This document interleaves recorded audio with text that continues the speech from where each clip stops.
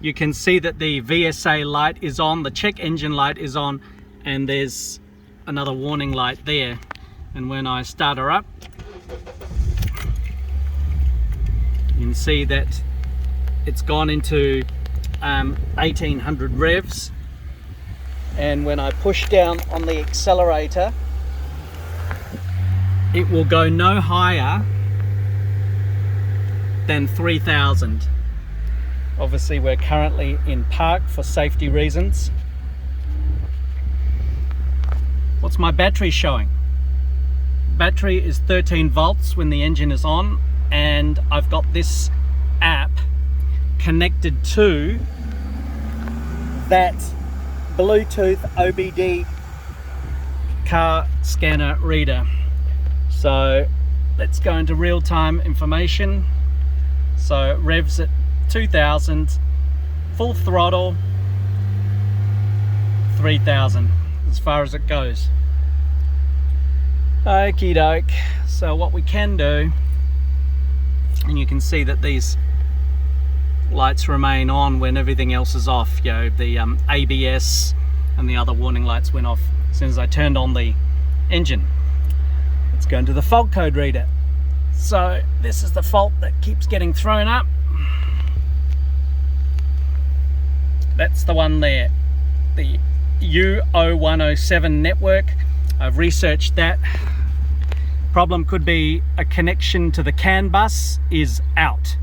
Problem could be the throttle control module is damaged.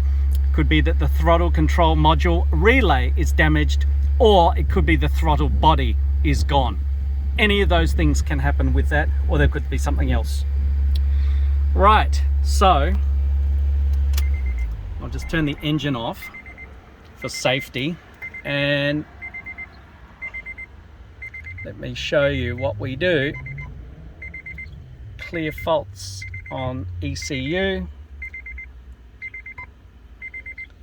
Yeah, obligatory warning.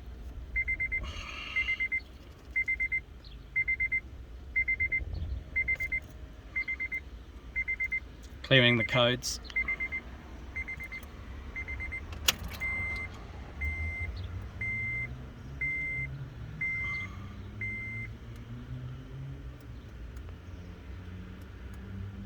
I can hear things clicking. By the way, that thing just temporarily went off.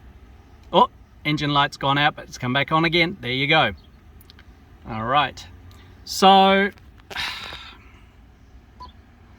what that shows is the problem is not going away by just clearing the faults. And then once again, stuck. And this button here,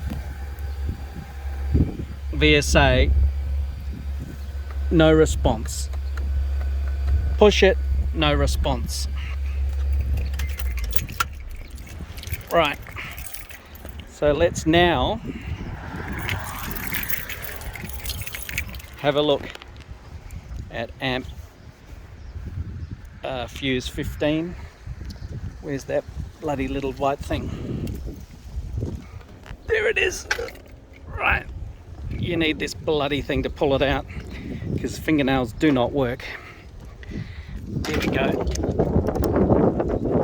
Out you come, you little bastard. Right, so now it's open. Now here's something interesting, because now with that fuse out, no error. And further to that, if I push this button, I now get a response. Off, on, off, on, off. But when I connect that fuse back, problem remains. So here's my problem. I cannot diagnose where it's coming from because all these fuses are working. Don't worry about this thing, this is just the remote. Japanese locking thing. I bought that little thing from Jaycar, and I just have to get that to do the power windows. Sorry, not the remote lock, and that's all working. But according to just about every source on the internet, there's supposed to be the throttle control module and relay somewhere in here in the passenger side.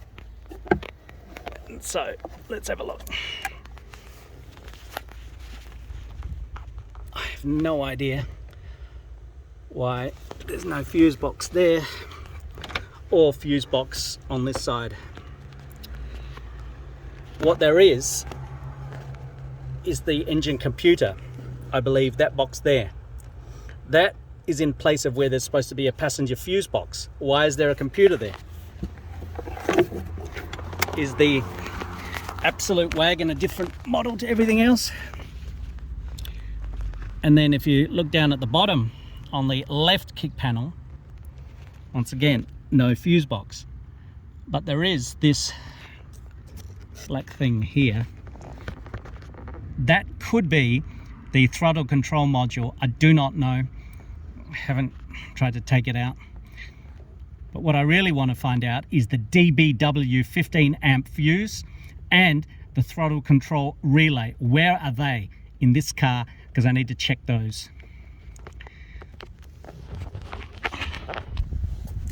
The last point is I have not been able to connect the steering wheel buttons. Let me just quit out of there and put the radio on, which I've got working nicely. I've not been able to do it. This is the wiring loom for the CAN bus. This is 24 and the other one there is number 8. That one there, I have no idea how to connect those. I've got 2 brown wires on the back of my head unit labeled key 1 and key 2. On Gary's one there was just SWC, which is steering wheel control. Is it key 2 I connect? Is it key 1? Does one of them go to ground, one of them go to the CAN bus? I have no idea. Do I need to run it through a little translation box? This is one that I had from my Audi, which translates the codes, you know, so that the car and the head unit talk to each other. No idea. So those are some residual questions. If I can't fix this, I'm going to have to call out the mobile auto electrician to kind of help me out. Let's turn that bloody hazard light off. The